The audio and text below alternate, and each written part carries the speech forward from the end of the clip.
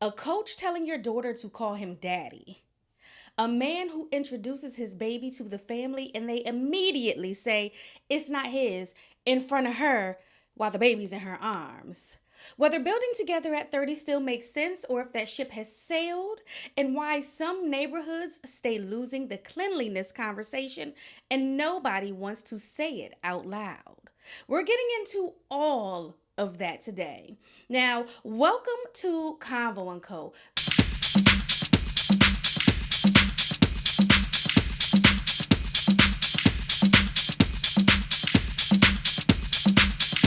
The talk show where nobody just watches. I'm Bella, and here's how this works. I drop the topic, we watch a clip together, I give you my honest take, and then I need yours in the comments. There's a question on the screen every single segment. Use it, answer it. This is how the conversation and I expect you to show up. Before we get started, if you're not subscribed yet, I need you to fix that right now. Hit subscribe, turn on your notifications, and send this to somebody who is going to have something to say, okay? This show only gets bigger, only gets better when you bring somebody in with you and everybody engages. Hit the like button, y'all. Tap, tap, tap, tap, tap the like button. Okay, the first topic of the day. Why are some homes and some neighborhoods just consistently dirty?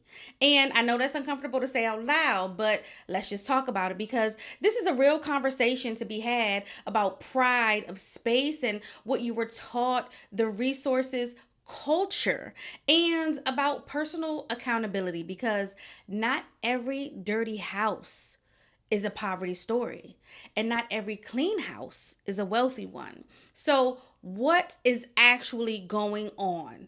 And why does this conversation make people so defensive when it comes up in the Black community? Okay, we're gonna watch this clip and then I'm going to give you my full take. And without blaming white people, why are black people in the hood so fucking dirty? I know. Y'all want to talk about the lack of finances and stuff that white people pour into the community. But what did that got to do with the fact that y'all go outside and throw trash on the ground? And please don't come up here talking about the one hood that you know that's clean, because that doesn't speak for the many of hoods across America that's dirty as fuck. Why when hood black people move into nice neighborhoods, y'all fuck them up? Why do y'all kids destroy the parks at every complex that y'all go to? What is so hard about keeping your own community clean? Like me and my husband, we live in a nice neighborhood. We just had some new niggas move across the street. Okay, why is y'all throwing trash outside? Why is y'all outside blasting music? Why is y'all kids' shoes out here, but I don't see no kids? Why is it trash all over the place? This is not how this neighborhood was just a year ago. Why y'all couldn't kept that over there in the Johnson homes? Why y'all had to come over here? Why are black people in the hood so fucking nasty? Like, y'all are now, y'all, it don't just be how y'all treat the outside, it be the inside of y'all houses too. Like, why are y'all dirty people? Why are you guys dirty people? Why? Without blaming white people. Let's talk about accountability when it comes to keeping your space clean. I often say, if you've watched any of my other episodes, that I can't stand when people don't take care of their property and their community, right? I was stating that how I moved, and there were some people that moved in after me, and now there's trash in parking spaces. Like, instead of taking it in their homes or taking it to the dumpsters that we have downstairs, you're just cleaning your car out in the parking lot. And whether it's you or not, you know where your company parks. So let's talk about that as well. It's also the people that you bring in. And I know this couple personally that lived in the projects is my auntie Vivian. And she lived in the projects, and she always told me, just because I'm not able to afford a nicer house doesn't mean my house has to be dirty. And her house wasn't dirty. And although she lived in the projects, shout out to Lakewood Projects in Waterbury, Connecticut. Ow, her house was not dirty. Now, when you go in other people's homes, you could see that they don't take care of the property. And it's almost like if you don't pay for it, you don't care about it. And I'm wondering why. It's like, why wouldn't you care for something? And when I say pay for it, I mean either A, in full, or the amount that it is, right? I have no idea back in the day how much the projects cost to live in, but I know that they weren't paying what everybody else was paying. We can also talk about people that actually have homes, as I mentioned, that don't take care of their houses. They'll be like, oh, my grandmother bought this house, and or great grandmother, and it's been passed down, but it hasn't been updated.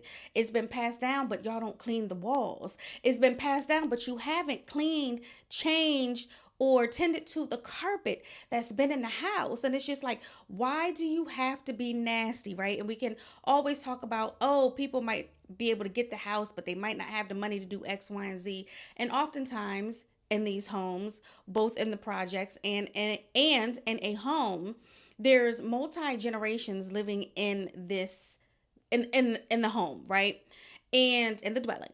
And you try to say, hey, if we all put our money together, which I don't see what the issue would be because everybody's living there. I see sometimes, oh, this is grandma's house. I'm not putting no money into it because they live there or this. We're talking about the individuals, the adult individuals that live in the house. And it's almost like, guys, what are we doing? Why are we not taking care of what we have? That also goes to, where people have so much pride over the block. This is our block, da da da, and they're beefing with X, Y, and Z crew or whatever, but they're not taking care of that block. Do you know what community is that's coming out, that's designating a day? We're coming out, we're raking leaves, we're putting the leaves in bags so pickup can happen. We're picking up the trash. We're making sure that at the bus stop where the kids are, there's a trash bag or a trash can. Community is about keeping your space clean. And why are people so dirty? Why are people okay with just being dirty in a space that wasn't dirty before? Why are you okay with not cleaning up behind yourself? It's nasty. It's disgusting. I don't like it. Y'all got issues. And it's really something, and we're specifically talking about the black community. I don't care about what other people are doing. I don't care about what other people, how they live. I'm talking about my people. If you're getting something at a discounted rate, there's so many affordable units in these high rises, and people are not taking care of the units. These people, people want to bash landlords. Okay, they do some wild shit, but when it's time for you to go, why is the house a mess? Right? It comes a point where you have to look at yourself and be like, why am I this dirty? Why do I want to live this way? Why do I want to live in squalor? Why can't we all just get together, and clean up? And it sucks for the people that live in the high rise projects where my house is clean. I clean with bleach, but I have rodents and I have roaches because people downstairs don't do the same thing, or they don't take out their trash, or they don't care. What is it in the mindset of people that they want to be dirty? That they don't want to be clean, that they don't want to take pride in themselves. And it kind of sucks because you have people who actually can't afford nicer things, but are clean and are subject to living in the areas that people are just totally disregarding. What is not being passed down to the people in the projects that are dirty? Because you can go to the dollar store and get cleaning supplies. You can go to the dollar store. It might not be the best. We all know dollar store trash bags ain't worth a damn, but there are absolutely good cleaning supplies in the dollar store where you can keep your space clean. I remember seeing someone on Twitter talk so much shit, and they posted a picture of their home, and I am just looking at it, and I was just like, why are your white doors gray and black? Like, nobody ever thought to take a washcloth and bleach and just wipe down the door, wipe down the walls, wipe that. Like, why is it so dirty around your door frame? And don't get me wrong, there's been times when I've gotten up, done my makeup, and I've got makeup on my hand, and I cut off my light, and I'm moving and grooving, and I come back, and I'm like, oh, let me wipe that off. Because why would I ever keep a makeup stain on a light switch? Why do people keep dirty? You see that. You see that? Like, I almost want cuss. You absolutely see that. So why won't you clean it? And it does get to a point where you're like, well, I'm the only one cleaning. So then that also means it's kind of like you kind of got to go. Like, it's time for you to go if everybody else doesn't want to pitch in as adults. It gets kind of tricky as an adult where you're trying to get out on your own, especially in 2026, because everything is high. These prices are astronomical. I remember my first apartment. It was a 2 bedroom, everything included, security door downstairs, $900. That same unit is going for like that 2 bedroom. That same thing is going for like $2,300. It's insane in the Washington D.C. metropolitan area. It's crazy. In the suburbs of that, the pricing is outrageous. Can people afford it? Obviously, people have houses, but should it be that? Also, no. But again, the dollar store has cleaning supplies. I think a lot of you need to teach your children from an early age to clean, what it's like to clean baseboards, what it's like to clean walls, cabinets. Get the cloth, wipe it down, clean up behind yourself. I also think that it's very important for children to um go to certain places so they can see how other people are living, even if it's something as slight as the jumping places. You smell feet. Why do your feet smell like that? You got to clean yourself. If their feet smell like that, imagine what their house and their room smell like, right? So you have to introduce your kids to different environments so they understand, hey, it's a reason why I'm on your head about the way we maintain our home. And, it's time for y'all to give your thoughts in the comments and let me know what you think. Now, next step, we have a coach of the opposite sex telling a girl athlete to call him daddy. And I need every parent watching this to sit with that for a second before you even respond, because I want to talk about what that is actually doing. Why someone in a position of authority over your child would even think that's appropriate, and what it should tell you about the environment your daughter is in.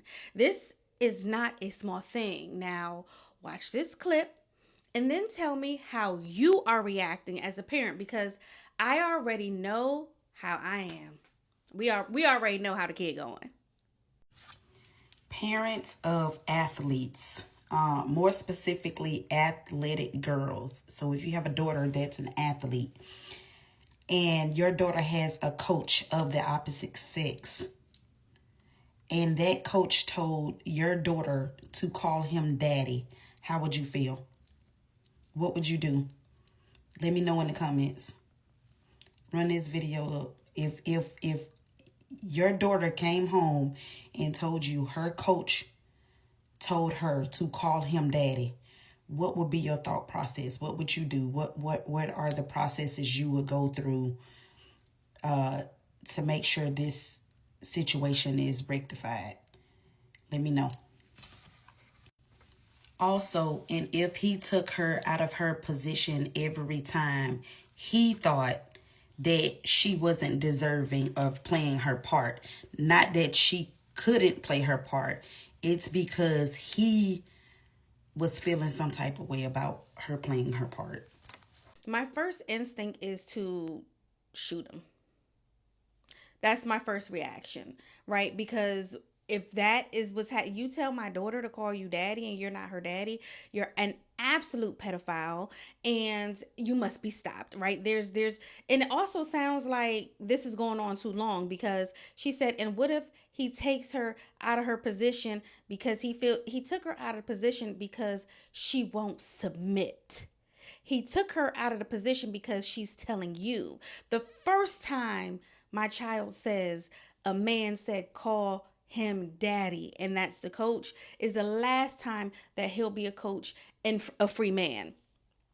We have to protect our baby. Sometimes we sit back and say, let me rephrase that. Sometimes people sit back and they don't do anything immediately, and the predators rely on y'all being suckers Okay, they rely on y'all being they like, oh, they not gonna say nothing, oh yeah, they not gonna do nothing, and that is why they continue to do what they do. And you better believe that your child was not the first, and that's called grooming. And what we don't do is groom our babies. And what we don't do is show our babies that you go back around this man again and again, because what she said let me know they didn't handle it the first time. You've got one time to be a predator to my child, anybody's child around me, and it's a wrap for you. Whether you are a male or whether you are a female, man, woman, you have one time to show that you're a predator around any children, mine or not.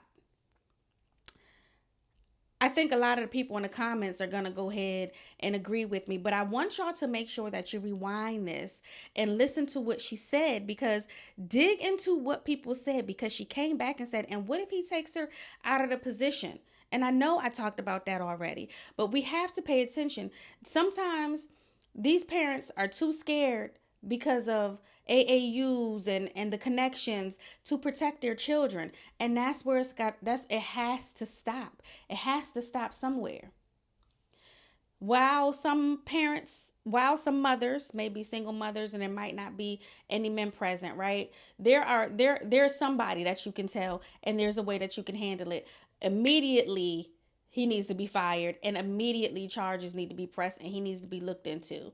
And everybody needs to sit down and go through their kids' phones and records and see what's going on, because he's an absolute predator that needs to be dealt with in the worst way.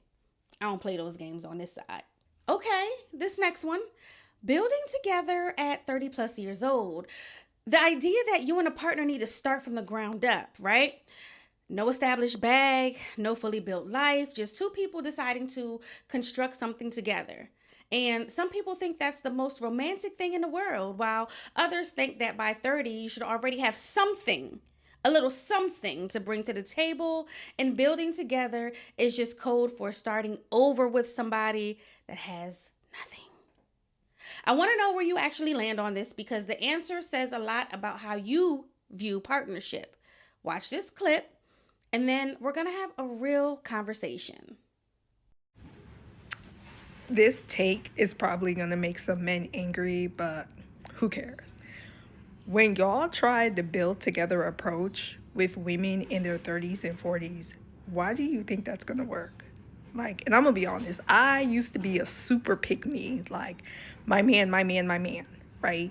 The build together approach was cute when I was 22, because that's when I met my ex-husband and married him. But now that I'm 32, if you try to come to me with that build together approach, the first thing I'm going to ask you is, we've been out of high school for over a decade. From the time we got out of high school all the way up until now, what the fuck you been doing with your life? Because that don't make no fucking sense. So you just been out here just being a bum? Like, you ain't saved no money, you ain't buy no car, you don't have your own place, no nothing. And it's crazy because I was talking to a guy last September. He was damn near in his 40s, no car, no job, and he lived at home with his mom. And I'm like, babe, what the fuck you been doing with your life? Like, how are you a 40-year-old man in this situation? And they be looking at you crazy. And then they be mad when you don't want to deal with them. But I'm sorry, that's bum mentality. Ain't no way. Yeah. Whew. Let's talk about it, right? This is what I'm gonna say. When I envision building together with someone, that means you've already have a foundation. I already have a foundation, and whatever else we desire is what gets built. My age of 42, I tell y'all all the time, this is documented for life. At my age, building together means starting something new together. Not that you're coming to me still building yourself. At 42, and if you go down 10 or if you go up 10, right? So if we're talking 32, if we're talking 40, if we're talking 52, you need to be established. What I'm learning is that because men have not been forced, like women have been forced to evolve and make sure they have all their things together. There are way more women that don't want to live with men, that don't want to cohabitate with men, simply because men are just draining individuals, right? So what are we actually building? What is it that I actually desire from you? I think, I know pick me is a horrible term, but I don't think being a pick me actually, well, now that I'm saying it out loud, pick me's probably will build with you over and over and over again. But there are so many men at our big ages that don't drive. I reside outside of Washington D.C. There are a lot of men in the city, a lot of men that I've run into that don't have their driver's license, don't know how to drive, scared to drive, all of these things, and it's just like, at your age you should be doing this. For me, it's a life skill. There are men that, let's just say, if my mama was still alive, baby, I'd be trying to live with her because it's expensive out here. However, there are men that cannot go into their own space. There are men that when you say, oh, okay, well, let's do something together, they don't have the money, the means to do it. They don't even have the knowledge. They have never even lived on their own. I'm not talking college. I'm not talking about, oh, we had a little off-campus house. Yeah, when rent was like $60 per person. Let's be fucking for real here, right? There are a lot of men who have never lived on their own without a roommate or without a woman or without their mama, grandmama, auntie, cousin, sister.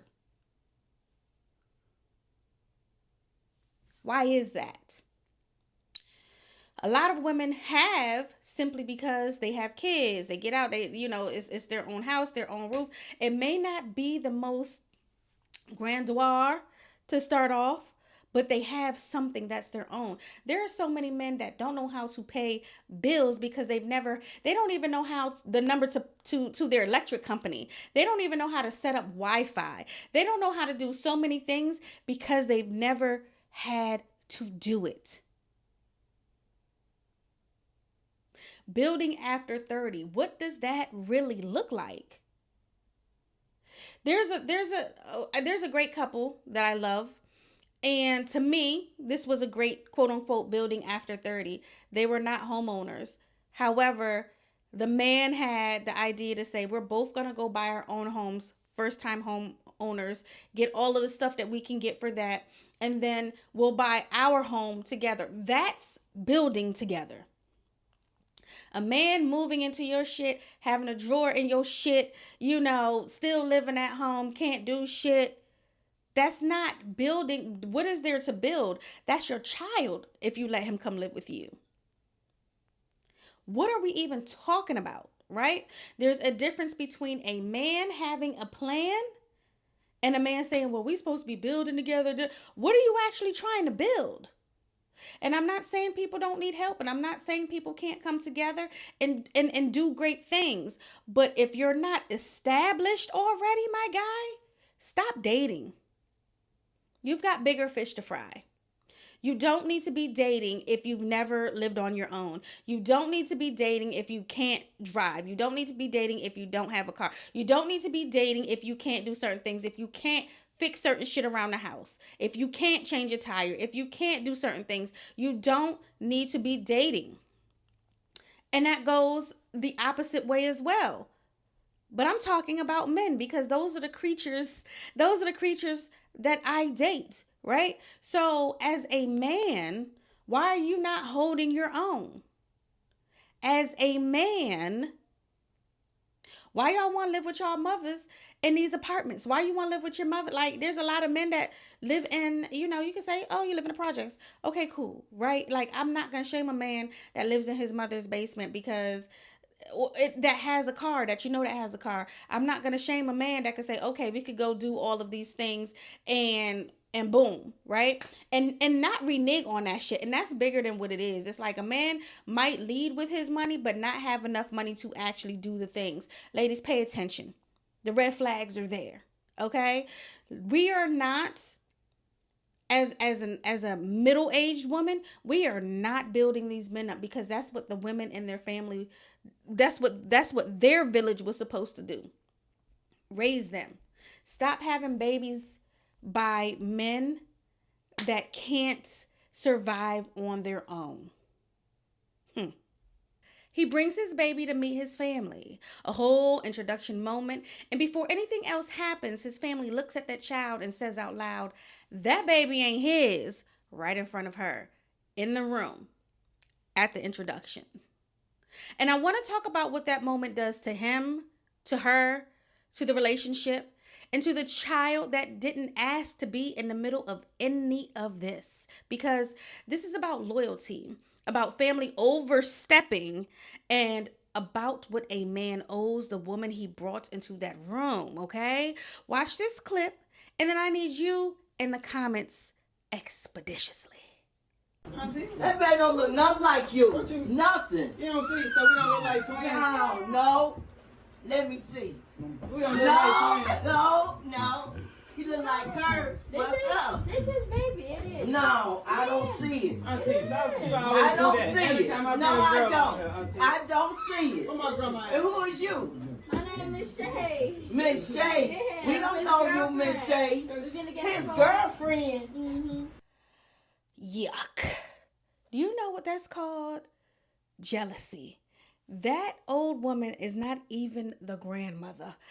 Well, I'll say somebody said auntie, so we just gonna say that's an elder in the family. And how disgusting behavior, how disgusting of her behavior was displayed throughout this entire interaction. First, let's back up. Y'all might need to go back and rewind the video and look at how big this baby was. So it wasn't like it was a newborn. So they've been together. So this is the first time he's introducing his baby to this particular side of the family. And for the family just to be so nasty and so rude, blatantly in her face.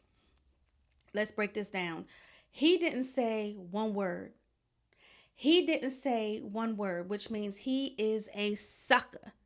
He's a sucker. And he did not stand up for his woman in that moment. Now, I will say this. I did go through the comments on that post. She did say that they are not together and that she left and that she posted this, later just to tell people, hey, y'all got to see the signs and y'all got to leave as well. Okay, so she did get herself up out of that situation. But whether they were on, let's just say they were on amazing terms, that conversation, the dynamic between that elder woman and that young lady changed the entire route of their relationship. It changed everything that was going on. And why is that? Why do women feel that they can say all of that to someone's face? Here's what y'all do. Y'all are not even indiscreet about it. Like I said, the baby was bigger. They had to have seen pictures. And she's the outspoken aunt. She's the outspoken one to say, now I'm going to tell her that baby don't look like him, as if other genetics didn't come into play. It's been plenty of times. There's been a lot of people. Let's just take my family. We all look just alike. And I take somebody else's family and they all look just alike. Now it's a battle of genetics. And then guess what happens? We have a little white baby with blonde hair and blue eyes that come out just because genetics wanted to play, or a little ginger or whatever. Genetics are amazing and also crazy, and they also play in your face. But you don't let bitches like that play in your face. You don't let bitches like that play in your woman's face. The ultimate disrespect was her to get up in front of it and say, who are you? Who are you? You know exactly who she is. And I hope that man learned from this particular instance, because at the rate that he's going to be alone. He's going to be alone for a very long time if he has any women that are smart enough to dead him when they come around. To dead him when they come around his family. What are we really talking about? Nobody, whether you have a baby by somebody or not, has to take disrespect from anyone's family. And I want everybody to understand that. That man will come, that man will go, and you are going to have that baby no matter what. That's going to be your baby. And I know there's a lot of jokes that say, I'm going to give it to the daddy and I'm going to do this and I'm going to do that. Do you really think that baby's going to be treated fairly. Do you know how many DNA tests they're gonna do? They got that man in the living room looking left to right like he trying to cross the street trying to see, and he didn't one time say, stand down. Stand down. That's the difference between a man that respects you and a man that doesn't respect himself, so he's gonna let any and everybody disrespect his family. We're not gonna sit here and say that these men that don't stand up for themselves, don't stand up for you, that don't take care of the kids, we're not gonna call them boys. Oh, they boys, they're men. We're not going to infantilize them. We don't do that over here. Those are grown men who didn't stand up for the loves that he's presenting to his family. And she's dead ass wrong, and she need her ass whooped. And I understand that you're walking into a house full of other people's family members, but guess what happened right there? I'm ready to go. She's disrespectful. You can't even apologize. Well, you could apologize, but I'm still ready to go. Because who the fuck do you think you are talking to me like that? Who do you think you are talking to me like that and talking to my baby like that? The disrespect is just disgusting. The red flags were there. Because how do you have this baby? And I don't want to say you can always meet different sides of the family, different people in the family, but this baby was kind of big. So you went through, she wasn't at the baby shower? Or this is the first time her seeing it since the baby shower? Like, there's so many things that go into play. But the number one thing is that she was disrespectful. Always get you a man that's going to stand 10 fingers, 2 fists, 10 toes, 2 hands. 2 feet down behind you, baby. Make sure you get a man that does that. Any man that I have is not going to allow his family to disrespect me without saying something. And if they do, they already know it's over. When you go into certain situations, you have to let people know this is what I expect. These are conversations that have to be had. And granted, family members show out and show off all the time. But that should have been nipped in the bud right there. We don't play them type of stupid games, because you want to know what happened at that point? What do I always say? Play stupid games, win stupid prizes. And her prize would have been a motherfucking ass. And that's how we do it on Conveaux & Co. I gave you my take on every single topic. And now the floor is yours. Drop your thoughts in the comments. Argue with me if you want to. Just don't be quiet. Share this episode. Hit subscribe. Hit like. And bring somebody back with you next Saturday. I'm Bella, the God, and I'll see you then.